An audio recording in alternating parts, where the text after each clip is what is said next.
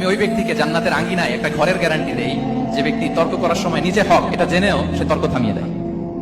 অনেক সময় হয় না, অনেকে পায়ে পাড়া দিয়ে ঝগড়া করতে আসে, এরকম আসলে নাই? আপনি চুপচাপ দেখবেন একটা বাজে কমেন্টস করতেছে, আবার কমেন্টের নিচে কমেন্ট, আবার গালি, হ্যাঁ আছে না এরকম? বিষ্ণু বলেন নিজে হক এটা জানার পরেও আর যাতে তর্ক না বাড়ে, যে তর্ক থামিয়ে দেয় জান্নাতের আঙ্গিনায়, তাকে আমি একটা ঘরের গ্যারান্টি দেই।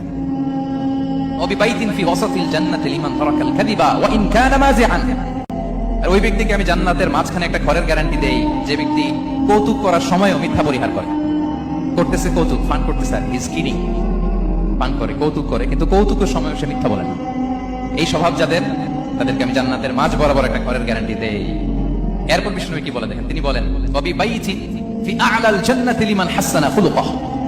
আর জান্নাতের একেবারে হাইস্ট পিক অফ প্যারাডাইস, জান্নাতের সর্বোচ্চ স্তরে আমি একটা ঘর বা একটা বাসভবনের গ্যারান্টি ওই ব্যক্তিকে দেই যে তার আচরণটা সুন্দর করেছে, যে সুন্দর আচরণের অধিকারী হয়েছে, তাকে জান্নাতের হাইস্ট পিকে আমি একটা বাসভবনের গ্যারান্টি দেই। তাহলে বলেন তো আমাদের আচরণটা সুন্দর করার দরকার আছে না নাই?